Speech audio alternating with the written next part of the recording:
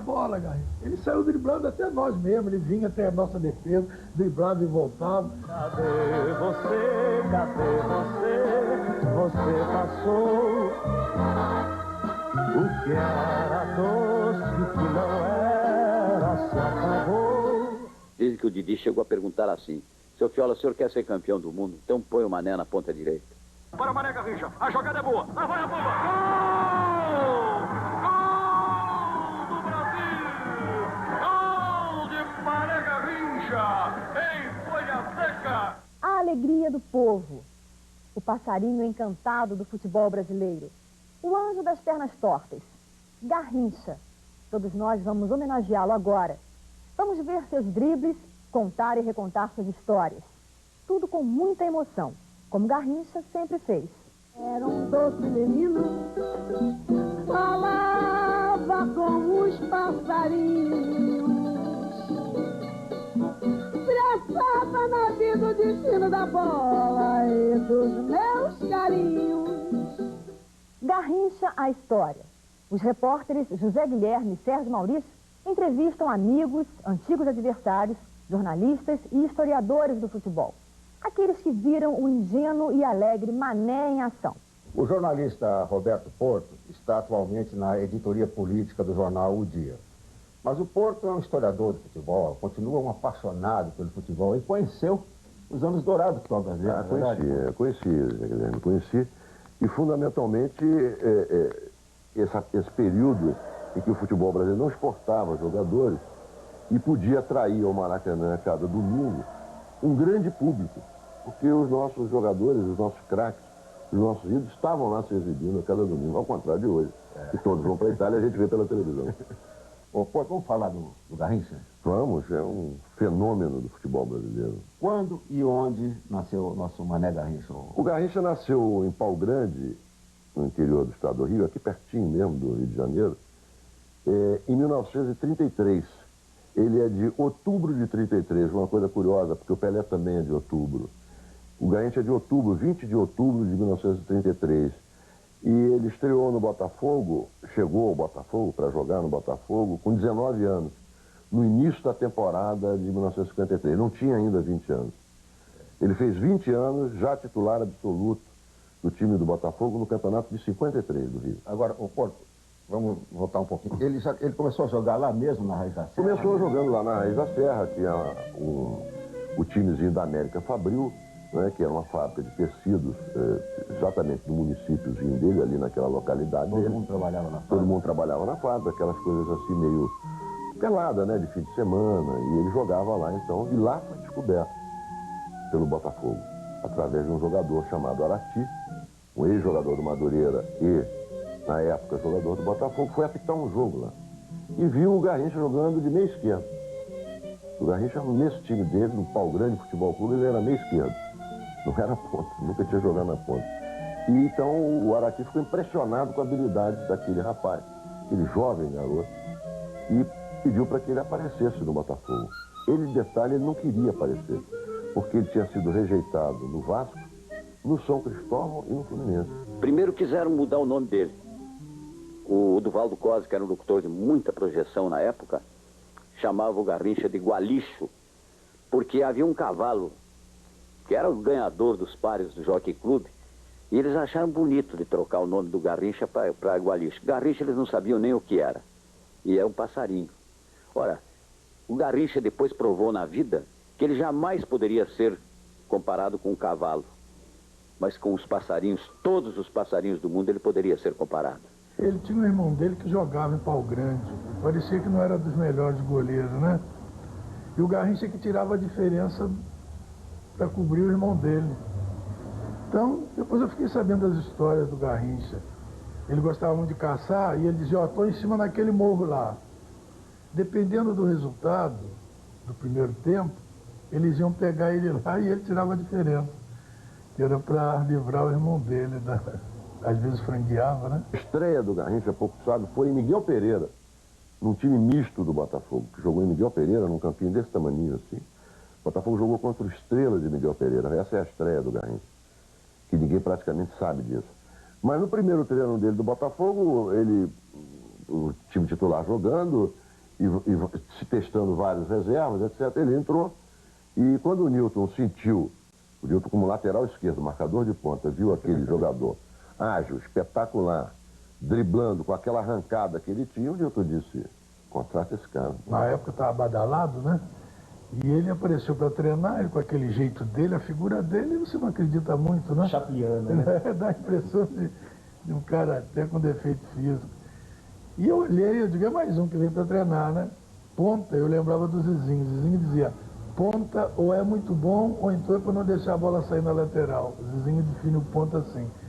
E eu pensava que o Garrincha era desses pontos de não deixar a bola sair na lateral. E ele, ponto, pegou na bola, balançou e passou. Sabe? Passou a bola entre minhas pernas.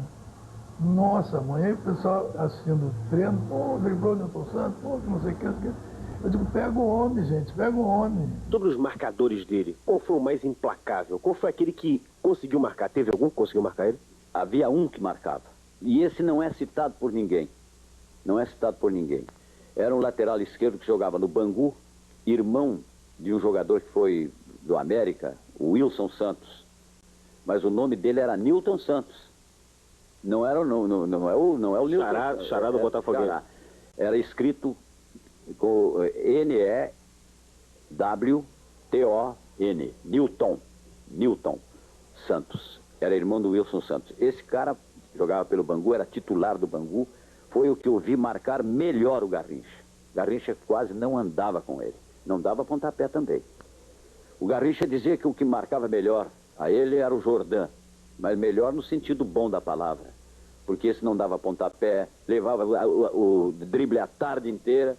Não fazia nada de ruim com o Garrincha. Não adiantava usar de violência, porque eu acho que o atleta ele tem que ser disciplinado, principalmente quando está jogando futebol, porque isso é uma profissão e que a gente está lutando por ela. Eu achava que, na minha opinião, eu não devia dar pontapé. Realmente, não só como Mané, como todos os outros extremos, eu nunca usei da violência.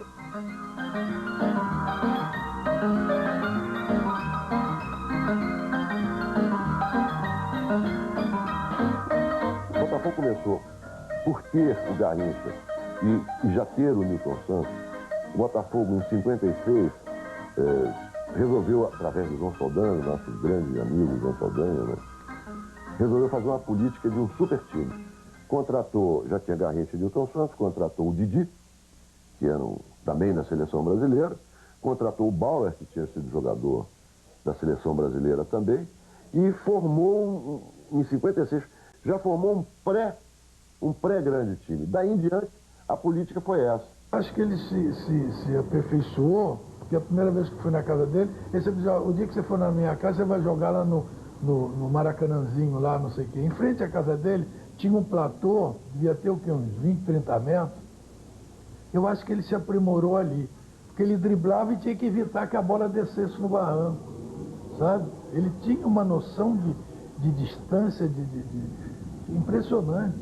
Palavras, belas e sábias palavras de um mestre da crônica, Armando Nogueira. Driblar tendo pernas tão tortas e driblar como ninguém. Eis o mistério de Garrincha e eu não ouso explicar. Driblar tendo uma perna mais curta que a outra e driblar como ninguém. Eis o mistério de Garrincha que tu não ousas explicar. Ninguém explica até hoje como é que ele conseguia dar o drible sempre para o mesmo lado e ninguém conseguia evitar. Houve quem dissesse, foi aquele técnico Mandi, que andou pelo América, um húngaro, que disse que ele já, como ele tinha as pernas tortas, as duas para o mesmo lado, o arco da perna direita era para lá e o da perna esquerda também. E então ele já tinha aquele pique inicial, que toda pessoa que tem as pernas normais, para dar um toque para a direita, tem que arquear primeiro a perna, evidentemente. E ele já tinha a perna arqueada. E a outra também já. Então o movimento era 1/10 de segundo, pelo menos, na frente dos outros. As pernas não influía isso, porque eu também tinha a minha torta da mesma maneira dele. Na hora que balançava, compensava? Compensava. E outra coisa, ele não tinha grande velocidade, como muita gente pensa. Então, por que ele parava para dar novo drible? Porque o forte dele era o drible. Então, ele driblava o sujeito, dava uma corrida, e quando ele era alcançado pelo sujeito, ele parava a bola para driblar de novo. Porque esse era o forte dele. E se ele fosse querer apostar na velocidade com esse cara, ele ia perder. Então ele fazia também, digamos, por defesa própria, é que ele dava novo drible. Eu duvido que um lateral esquerdo, nessa semana, o lateral esquerdo dormia sossegado, entendeu? Não dormia sossegado. Eu não dormia bem, a gente acordava no dia seguinte pensando no Mané, né? E eu acredito que deve isso acontecer com os outros laterais, quando jogava contra o Garrincha, não dormia direito. A gente tinha pesadelo, tinha alguns até que caía até da cama, né? Na véspera de um clássico, Botafogo e Vasco da Gama, eu não tinha tranquilidade. Ou seja, não dormíamos direito.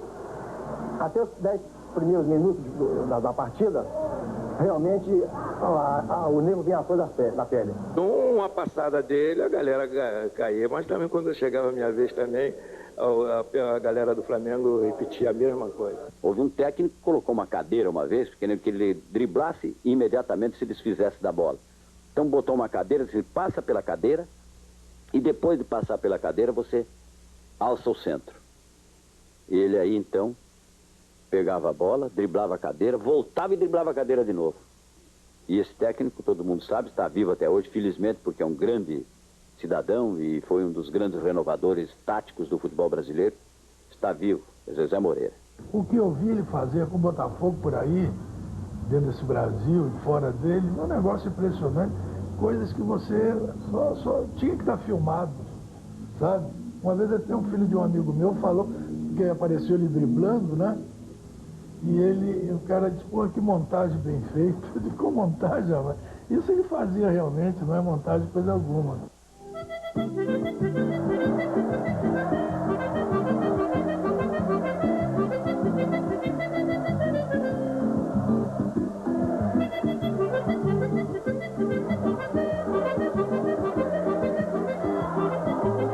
Os jornalistas Marcos de Castro e João Máximo escreveram um livro importante, Gigantes do Futebol Brasileiro. O capítulo 12 foi dedicado a Garrincha, a alegria do povo. Eis o que eles disseram. Garrincha não é mais que um passarinho. De demônio ele não tem nada. Dribla, derruba, tonteia, apenas como um passarinho que esvoaça no meio de tantos, zombando do alçapão inútil que procuram armar contra ele. E as histórias do Garrincha, tantas histórias que são contadas do Garrincha, você se lembra de uma que você possa contar pra gente? Eu me lembro de uma que eu sei que ninguém conhece porque ela foi vivida comigo. Eu estava num posto de gasolina abastecendo o carro e ele também chegou nesse posto de gasolina. E quando me encontrou, ficou tão feliz. Disse, olha, eu estava há tanto tempo procurando por você, porque eu vou inaugurar minha casa, a que eu comprei com a crioula. A crioula era a Elza Soares, com quem ele estava casado na ocasião. E eu comprei ali no Jardim Botânico. E eu vou inaugurar no sábado e queria fazer um churrasco. E você fez aquele churrasco lá na casa do Chico Anísio, que eu gostei muito. Você faria para mim esse churrasco? Eu digo, claro que faço, não há dúvida nenhuma. Sábado eu não tenho nada a fazer, eu posso perfeitamente assar o churrasco para você. Como bom gaúcho, né? Não tive dúvida nenhuma. Aí ele disse, eu perguntei, você, Garrincha, me diga uma coisa, onde é que você, qual é o endereço que você tem na sua casa para eu poder ir lá? Ele disse, rapaz, sabe que eu não me lembro nem o número, nem o nome da rua. Mas olha, você entra pela rua Marquês de São Vicente, vai subindo na terceira, entra à direita, terceira rua, você entra à direita. Vai subindo. Quando você chega bem embaixo do sovaco do Cristo, ali é a minha casa. Você sabe que com esse mapa que ele me deu, eu cheguei à casa dele. Era perfeito. Quando eu estava assando o churrasco, eu olhava para cima assim e via que estava debaixo do braço direito do Cristo Redentor. O Zezé Moreira era treinador do Botafogo, a gente foi para a Europa, em 61, eu acho. Fizemos uma excursão espetacular, sabe? Ganhamos, eu só vi o Garrincha jogar mal um jogo, que foi contra o Paris, que deixa eu ver, o Racing de Paris. Nós fomos jogar, eles eram campeões, um time bom, né? Mas antes a Manchete queria fotografar o Garrincha na Torre Eiffel, sabe? Eu sei que levaram ele até lá embaixo da torre, ele olhou, disse, eu não vou subir aí não, só tem ferro. Não, Mané, você que saiu de Pau Grande, você vai ver toda Paris, lá em cima tem um restaurante lindo. Ele se chateou e não foi. Não sei se por isso ele jogou mal. Não jogou mal não, parou. E aquilo ficou no Zezé, a gente empatou o jogo 2-2. No ano seguinte a gente fez a mesma excursão, Fomos jogar contra o Racing já bicampeão, time muito bom. E o Zezé Moreira, como guardou aquilo, eles, na entrada do campo, ele falou, Garrincha, a gente jogou um ano passado aqui e o cara não te deixou pegar na bola. Aí ele disse assim, será que ele vai jogar hoje, seu Zezé? Eu disse, não sei, porque tinha uma preliminar antes e o Zezé viu o time do Racing sentado lá, esperando, assistindo o jogo. Eu disse, não sei, ele está sentado lá. O Garrincha ficou na dele. Olha, o que ele fez com esse marcador foi um negócio de louco, tinha que estar filmado. Porque foi um juro muito violento que ele cobrou do cara, viu? Puto driblava, o cara caía, ele pisava na bola, olhava para o Zezé que estava sentado assim no banco, como que diz, é esse mesmo. Ganhamos de 4-2 esse jogo, sabe? O gozado foi no final da coisa. Aquela euforia, pô, ganhamos do bicampeão, que não sei o que quer dizer. E ele tirando o material, falou para o Zezé, Zezé, aquele que você falou, Zezé, esposa, mané, hoje você arrebentou com o cara, tiraram até o cara do jogo, sabe? Faltavam uns 15 minutos, humilhou demais, sabe? Ele aí falou assim, seu Zezé, acho que ele não é muito bom, não. O Manga tinha comprado, estavam na Alemanha, o Manga comprou um radinho de pilha, o Garrincha era inteligente, né? E aí o Manga levou o rádio para ele, lá ligou, o rádio estava falando alemão. Aí o Garrincha falou para ele, ô Manga, tu vai comprar esse rádio aí, pô, você está falando alemão, tu vai para o Brasil, ninguém vai entender nada. Não vai adiantar que vai falar no Brasil. E o Manga, é isso mesmo, liga só, ligou, mudou a estação, não tinha estação que falava em português.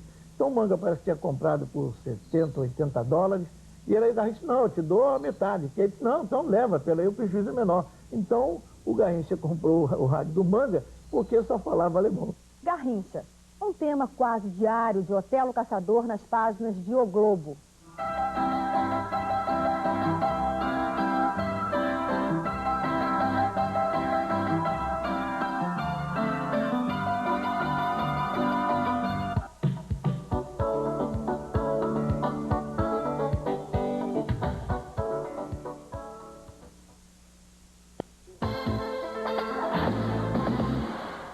No Sem Censura dessa segunda-feira, nós vamos conversar com a mãe da menina Miriam, sequestrada e brutalmente assassinada em Belo Horizonte. Dona Jocélia Brandão vai nos contar tudo sobre o bárbaro crime que abalou o país. Conosco também o advogado Paulo Ramalho, defensor de Guilherme de Pádua, o matador confesso da atriz Daniela Pérez, outro crime que todo o Brasil comentou. Eu lembro que o Sem Censura começa às 4 da tarde, não perca.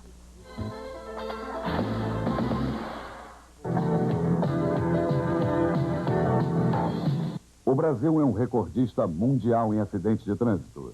São 350 mil por ano, quase 1.000 por dia, com mais de 50 mil mortes. 72% dos acidentes são causados por imperícia, imprudência ou embriaguez do motorista. Não basta criar leis e melhorar os sinais. A educação para o trânsito deve começar cedo, em casa e na escola.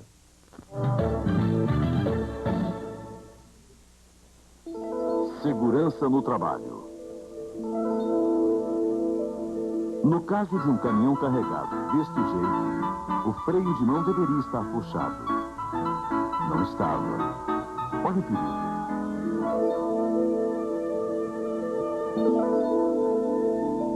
Lembre-se sempre de engatar a marcha, puxar o freio de mão e calçar a roda.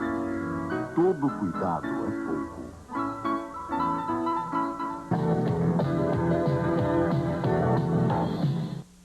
Quero alguém assassinado. Um estranho desejo para uma bela mulher. Mas quando estão em jogo 20 mil libras, o que isso pode significar? Significa, meus amigos, que devem me matar ou eu matarei vocês. Da obra de Jack London, O Sindicato do Crime, com Telly Savalas e Oliver Reed. Cartaz deste cinema de domingo, 3 da tarde.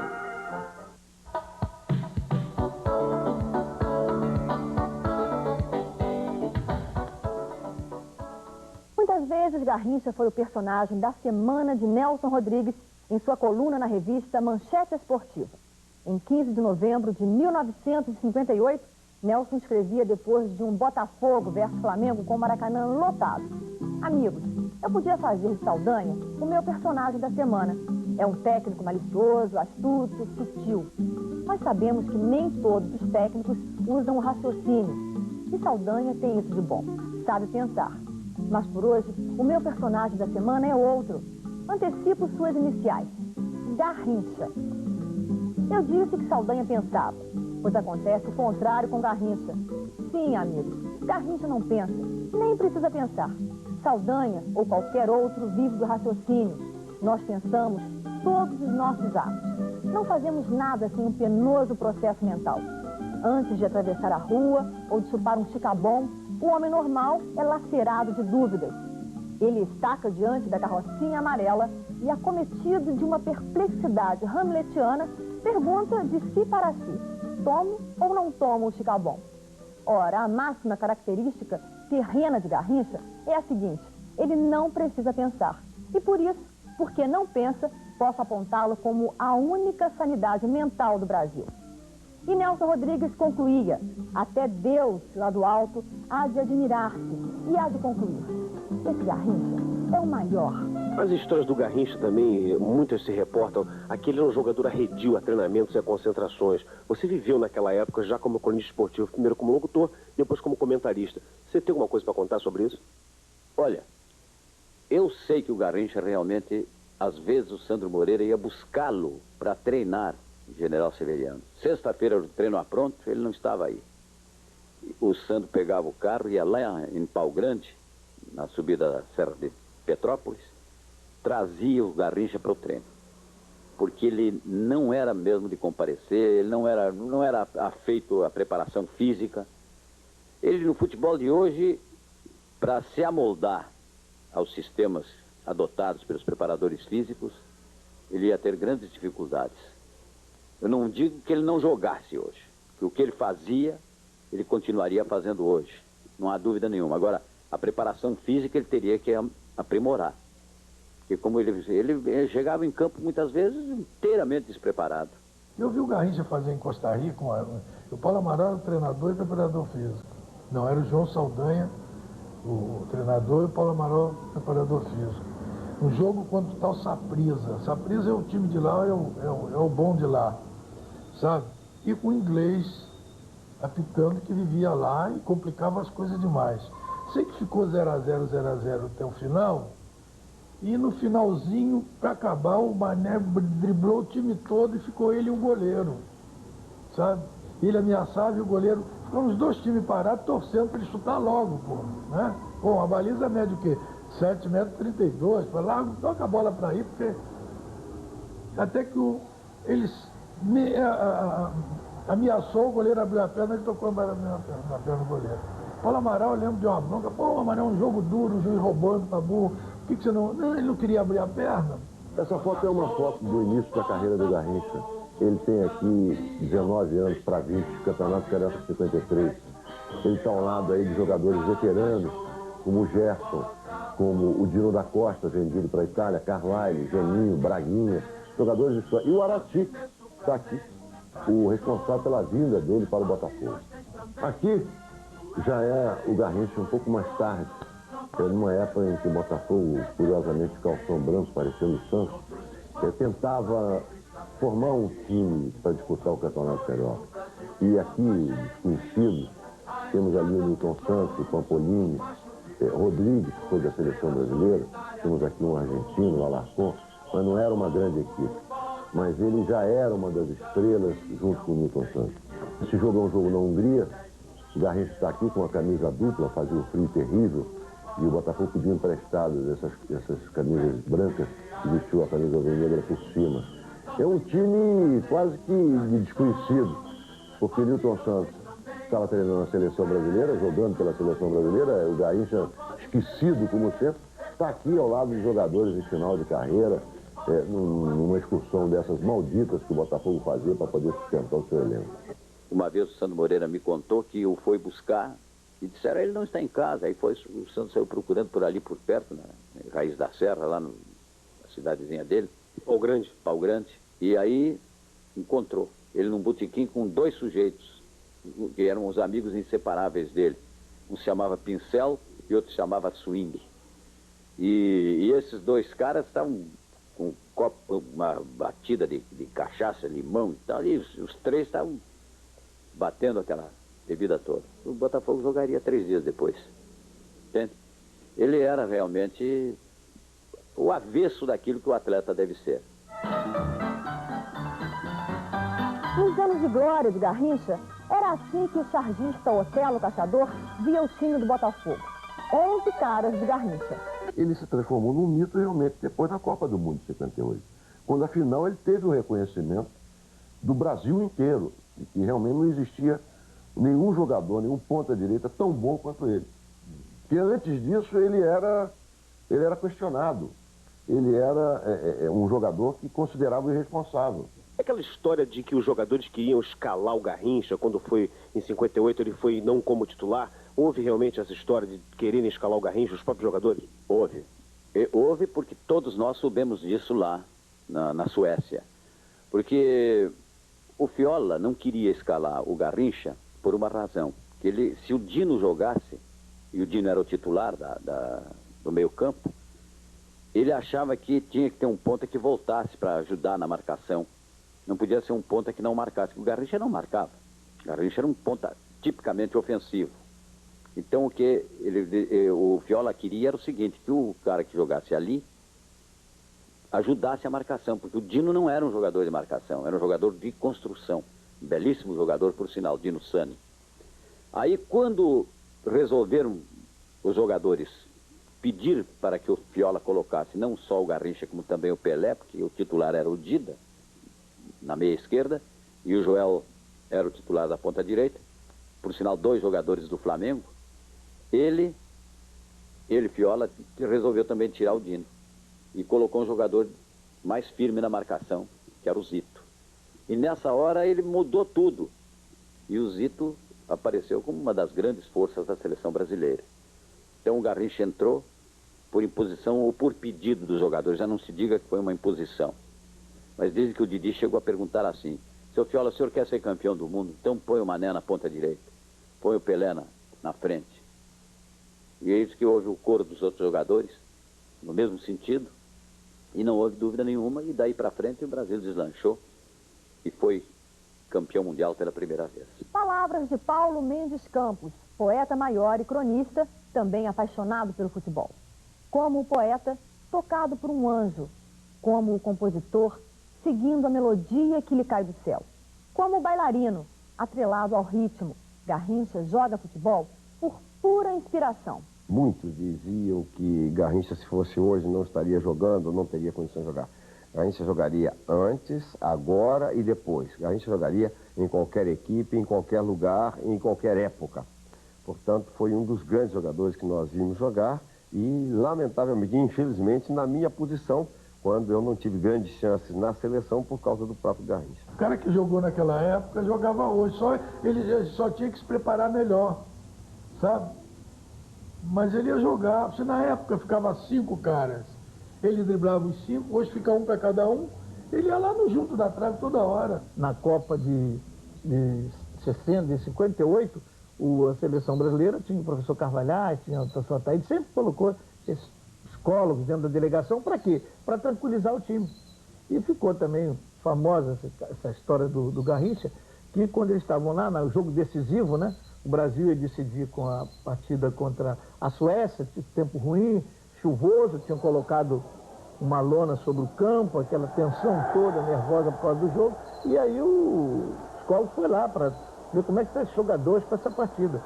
E aí, conclusão, estava o ônibus para a delegação sair, e com aquele negócio de sair, por coincidência, o psicólogo sentou, parece ao lado do Garrincha e tal. E aí, na viagem para lá, quando começou a conversa, o que aconteceu? O psicólogo estava nervoso, tenso pela decisão. Quem acalmou ele foi o Garrincha. Ele disse, não, calma, nós vamos ganhar. Esses gringos, cintura dura, não jogam nada. Então você vê essa figura no momento decisivo, o psicólogo que entrou lá para fazer a cabeça dele, e ele ficou fazendo a cabeça do homem. Então esse era o Garrincha, era imprevisível, né? O Garrincha, no sentido, não se podia prever nada pelo Garrincha, nem antes, nem durante, nem depois dos jogos. Muito se fala de comparações entre Garrincha e Pelé. Pode-se comparar Garrincha e Pelé? Eu ouvi uma comparação, uma vez, desse mesmo técnico húngaro, chamado Mandi, que jogava no América, que atuou no América. Esse técnico fez uma comparação que eu achei genial. Ele disse que o Pelé era um general de exército que conhecia todos os segredos, todas as estratégias, todas as coisas que em torno dele pudessem existir para que ele exercesse a sua profissão. E que o Garrincha era um maqui, um guerrilheiro, daqueles que assaltam uma casa-mata cheia de inimigos e destrói essa casa-mata. Foi a comparação que ele fez. Então, diz ele, para se ganhar uma guerra, com segurança, necessário se faz a presença do maqui, como necessário se faz a presença do grande general estrategista. Eu acho que todos dois têm o seu valor, sendo que eu considerei o Pelé mais jogador, porque o Pelé foi um jogador completo. Pelé cabeceava, chutava de pé esquerdo, dominava, armava, finalizava. E Garrincha, tendo sido um grande jogador, era um jogador mais do campo adversário para frente. Só jogava no campo adversário e decidia muitos jogos. Mas, por ser completo o Pelé, eu considerei melhor do que o Garrincha, não deixando de ressaltar que o Garrincha foi um dos maiores jogadores também que vi jogando. Eu acho que não pode haver uma comparação entre o Pelé e Garrincha, porque são dois jogadores de estilo diferentes. O Garrincha foi o maior driblador e o maior ponta-direita do futebol mundial. E eu acho que nunca mais vai haver um jogador como o Garrincha, inclusive porque ele era um jogador frio, ignorava as partidas decisivas, né? Não tinha medo de jogo decisivo. Jogo decisivo para ele é como se fosse uma pelada lá em Pau Grande. Então, esse espírito do Garrincha era muito difícil. E o que acontece? O Garrincha ia, driblava, o maior driblador, ninguém tomava a bola dele, perfeito? Como driblador não tinha nada igual. Agora, o Pelé foi o jogador mais completo para mim que teve no futebol.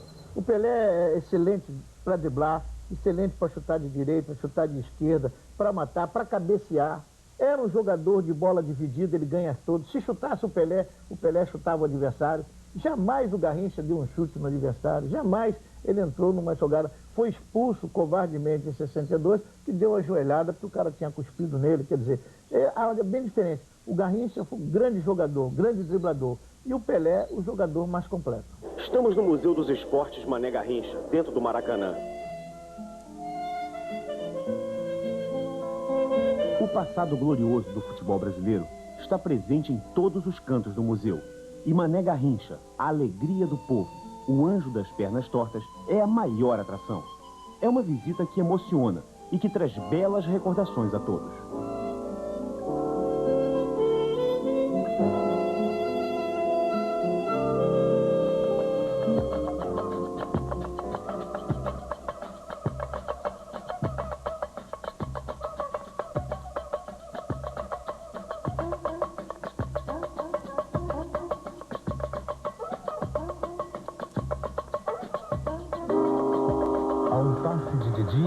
Garrincha avança, colado o couro aos pés, o olhar atento. Dribla 1, dribla 2. Depois descansa como a medir o lance do momento. Aqui uma foto do Pacaembu. Temos ali as características do Pacaembu.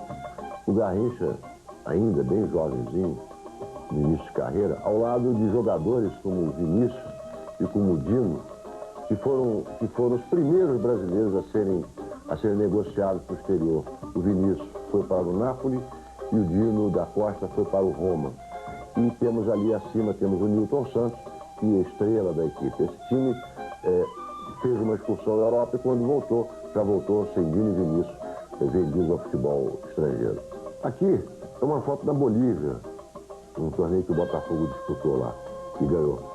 E é curiosa porque ela mostra o Garrincha fazendo ala com o Gerson, o nosso canhotinho de ouro. E a ala esquerda, Jairzinho e Zagallo. Quer dizer, mostra isso já em 1964. O Garrincha já com um sério prejuízo no joelho, já jogando na base do sacrifício, mas ainda despontando ao lado de jogadores jovens como o Gerson aqui, que tinha acabado de ser comprado pelo Botafogo. Essa foto é do dia 15 de dezembro de 1962. A maior exibição individual de um jogador, em minha opinião, numa partida. Garrincha está marcando aí o terceiro gol do Botafogo na final contra o Flamengo. O Quarentinho deu um chutaço, o Fernando não conseguiu defender e o Garrincha veio no rebote e marcou o gol decisivo. Aqui é a foto da decisão de 62, primeiro gol do Garrincha. Ele recebe uma bola em profundidade, passa pelo Jordan. O Fernando sai do gol, mas já sai completamente vencido. Ele chuta e marca o primeiro gol do Botafogo. Essa foto é curiosa e mostra o Garrincha ao lado do Adalberto, foi goleiro, e aí está como preparador físico, o Garrincha treinando separado por causa desse joelhinho dele aqui. A luta contra o peso, ele está de agasalho, treinando separado porque ele não aguentava o ritmo de treino dos outros. E no velho estádio de General Severiano, vendo lá o palacete ali atrás e as arquibancadas.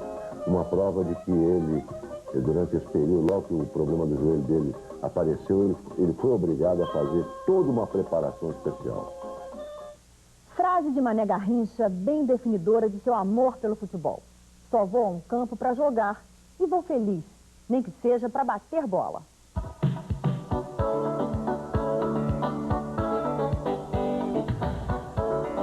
Neste domingo conheça o marketing e a propaganda do Rio Grande do Sul.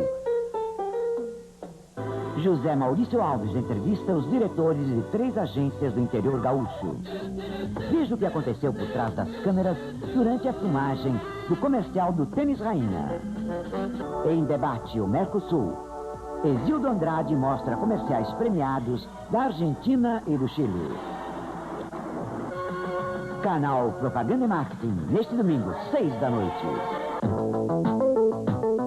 Convidamos você, brasileiro, a comemorar conosco o aniversário deste personagem da vida nacional, que faz parte do nosso dia a dia enquanto cidadãos, embora nem sempre nos demos conta deste fato.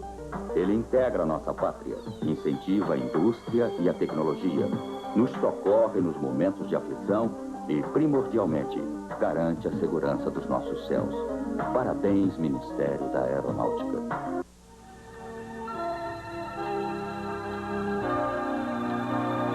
Floresta da Tijuca, a maior floresta urbana do mundo. Apoio TVE, Rede Brasil. Ele morou a vida toda numa fazenda. Escuta, você não vê que você é aqui no escravo? Não. Não tinha botado reparo nisso. Quanto é que você ganha? Nada, vai ganhar pra quê? Até que resolveu tentar a sorte na cidade grande. Sempre acompanhado pelo jumento Policarpo, ele se mete em 1000 confusões.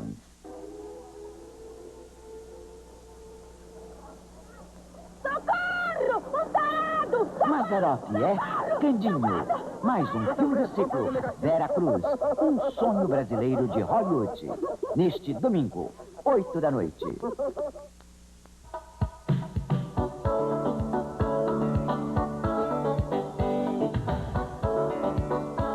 Em 1982, já doente, Garrincha fez um desabafo e expressou um desejo. A única coisa que eu quero é encontrar a paz. Tenho sofrido muito. Quero ver se consigo um dinheirinho emprestado para comprar uma casa em Bangu. Só sairei para jogar no futebol e ganhar os trocados para as despesas. Isso será suficiente para minha felicidade. Não preciso de mais. Nunca liguei para dinheiro. Tudo que ganhei, perdi ou me tomaram. Um mau exemplo, né? De bebida, só bebida, só bebida, acabou assim. Ele, quando jogava, ele eliminava o álcool com treinamento, com as peladas que ele fazia lá em Pau Grande, sabe? Mas depois foi só ingerindo, sem treinamento, já viu, né? Deu no que deu. Morreu daquele jeito, coitado. Eu fiquei entristecido pelo fato dele não ter sabido aproveitar as chances que a vida lhe deu. Ele não foi de uma época em que se pagasse muito aos jogadores. Você hoje encontra jogadores do tempo dele, que, como o caso do Nilton Santos, que são jogadores que não estão na miséria, é claro. São pessoas que não estão na miséria, mas não estão como deveriam estar. Deveriam estar como o Di Stefano está. Você chega, ele está inteiramente independente, não tem problema nenhum. E como estão já alguns jogadores que não fazem nenhuma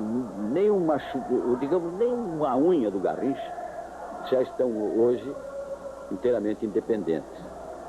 Por exemplo, o Didi é um homem independente, mas ele porque foi jogar no Real Madrid. Senão ele não teria ficado independente. Foi onde ele ganhou dinheiro, foi lá. E depois como técnico, andando pela Turquia, por vários países, exercendo a profissão de técnico. Eu acredito que, com um pouquinho mais de colaboração de todos nós, o Garrincha estaria ainda vivendo aqui com a gente.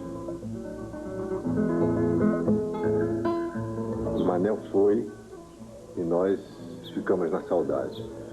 Porque o jogador de futebol igual o Mané, na posição do Mané, eu acho que a mãe brasileira vai levar 100 anos para parir um outro Mané. 1983. Garrincha já se foi. A cantora Elza Soares, sua antiga companheira, faz uma homenagem em forma de canção. Uma homenagem que a gente preparou para, na minha opinião, para o maior craque de futebol que já existiu na Terra.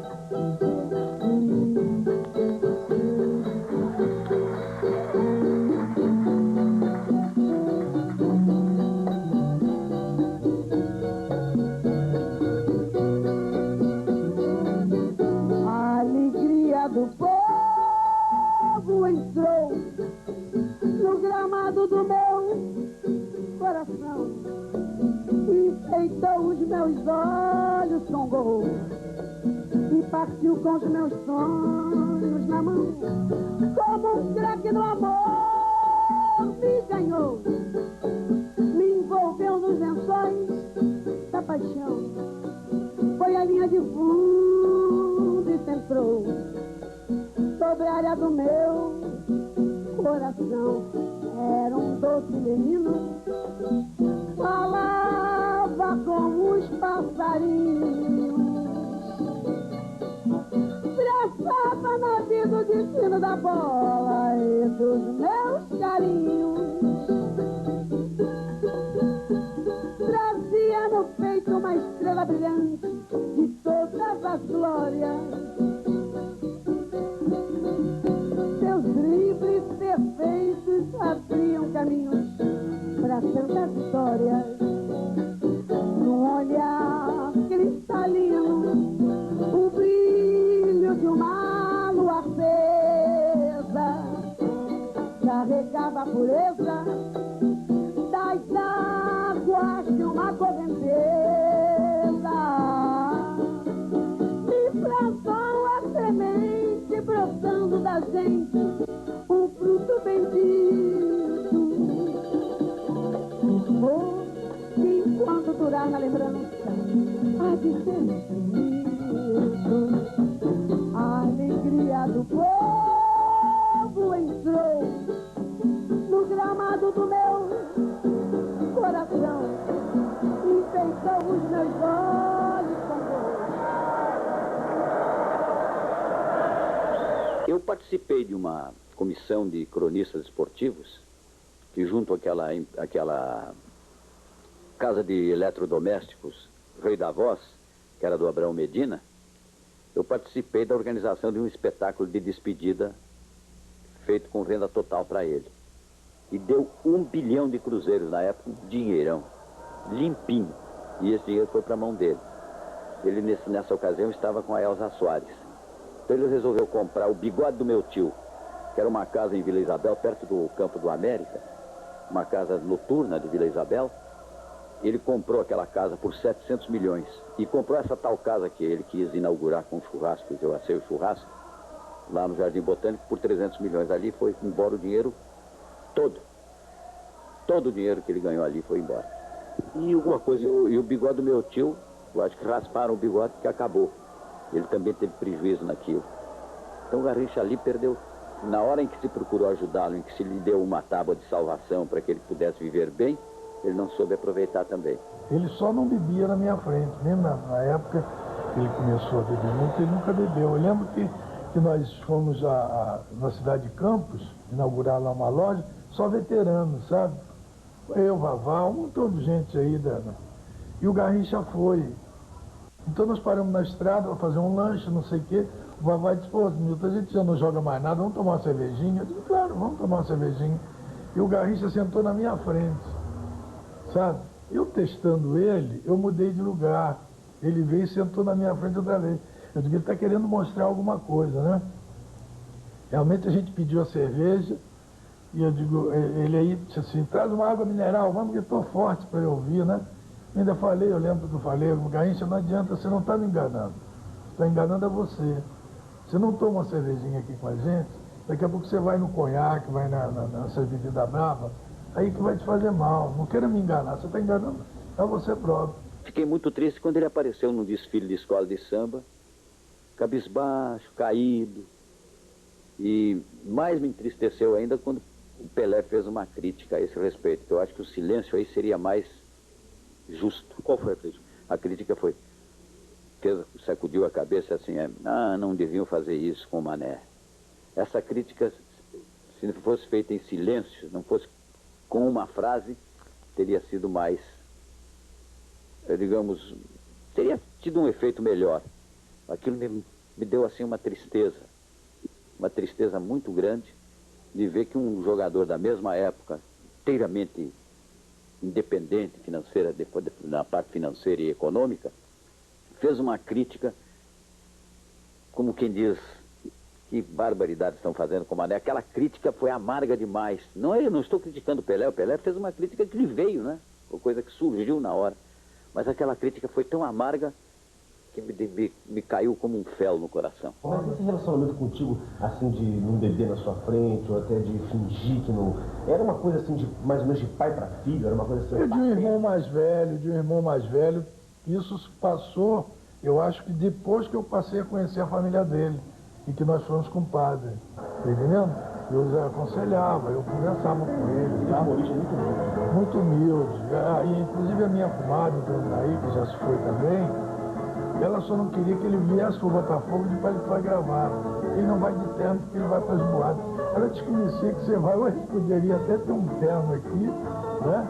Então era uma família assim muito inocente, muito digna de ser ajudada, por isso eu fiz, sabe? Quando ela faleceu, eu fui lá para ver se precisava de alguma ajuda, alguma coisa. O povo lá revoltado, porque ele não foi. E eu tentava com essas coisas, sabe? Garrincha, cadê você? Num canto só, o Brasil se juntou à voz de Moacir Franco para lamentar a ausência de Mané. Sua ilusão entra em campo no estádio vazio. Uma torcida de sonhos aplaude, talvez. O velho atleta recorda as jogadas felizes. Mata a saudade no peito, driblando a emoção. Hoje outros craques repetem as suas jogadas. Ainda na rede balança seu último gol. Mas pela vida impedido parou, e para sempre o jogo acabou. Suas pernas cansadas correram pro nada, e o time do tempo ganhou. Cadê você? Cadê você? Você passou. No enterro do Garrincha foi muito cansativo, que eu que coordenei tudo, eu que fiz tudo. E eu não tive a oportunidade de entrar no cemitério porque foi muito tumultuado. A minha mulher achou eu super cansado, achando que eu podia até de repente me acontecer alguma coisa. Mas quando faltava um ano de morte dele, eu fazia um ano, eu quis ir lá para ver como estava a sepultura dele. Eu tenho fotografias, sabe? Já ver como é que estava. O caixão do cara aparecia, porque eu não sei hoje como é que está lá em Pau Grande, mas o cemitério não foi projetado, era cheio de coisas e eu fotografei e me cotizei com dois amigos meus da ilha, o Vitor e o Joel. O Joel nem botafoguense ele era fluminense. O Vitor sim é Botafogo. Nos cotizamos, eu mandei ajeitar a sepultura dele com uma pedra, gravado aqui, descansa aquele que foi a alegria do povo. Agora, antes disso, eu fui ao senhor Julito Coutinho, que era da CBD na época, fui no Botafogo, pedi ajuda, e eu estou aguardando o telefonema deles até hoje. O Mané era uma criança, rapaz. Eu acredito que o Mané, Deus chamou antes do tempo, porque o Mané podia estar ainda entre nós. Logo depois de 1950, eu estava no Uruguai e assisti a um jantar de homenagem da Associação Uruguaia de Futebol àqueles que estavam vivos ainda das Olimpíadas, medalhas de ouro das Olimpíadas de 1924 e 28, e os que estavam vivos ainda do primeiro Campeonato Mundial de 1930, e todos aqueles que haviam ganho poucos anos antes o Campeonato Mundial de 1950. Um jantar maravilhoso, um grande restaurante de Montevidéu, com filmagem, com a presença de todas as emissoras de rádio, dos jornais, com edições especiais sobre o assunto. Todo ano havia esse acontecimento, essa comemoração, essa homenagem para guardar a memória do futebol uruguaio. E aqui nós não temos, eu sempre digo que a memória do Brasil, do brasileiro, não passa da missa de sétimo dia, o que é uma pena.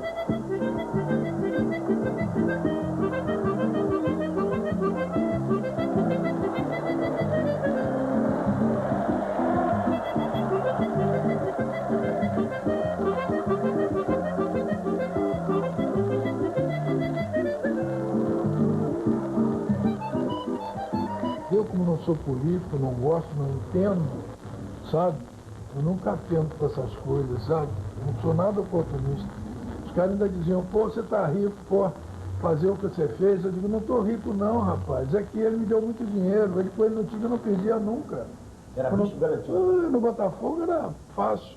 E na seleção brasileira a gente faturou 2 campeonatos mundiais.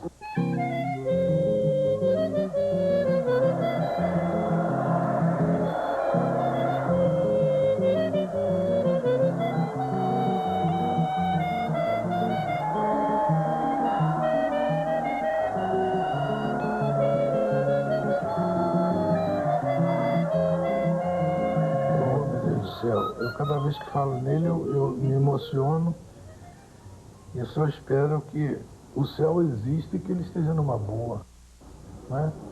Todo 20 de janeiro eu acendo uma velhinha e converso com ele, com meu compadre, meu amigo de batalha, e que ele esteja numa boa, e daqui a pouco a gente vai estar por lá também.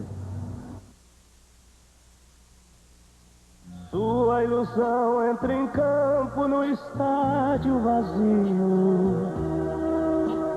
Uma torcida de sonhos aplaude, talvez. O velho atleta recorda as jogadas felizes. Mata a saudade no peito, driblando a emoção. Hoje outros craques repetem as suas jogadas. Ainda na rede balança seu último gol. Mas pela vida impedido parou, e para sempre o jogo acabou. Suas pernas cansadas correram pro nada, e o time do tempo ganhou. Cadê você? Cadê você? Você passou. O que era doce, o que não era, se acabou. Cadê você? Cadê você?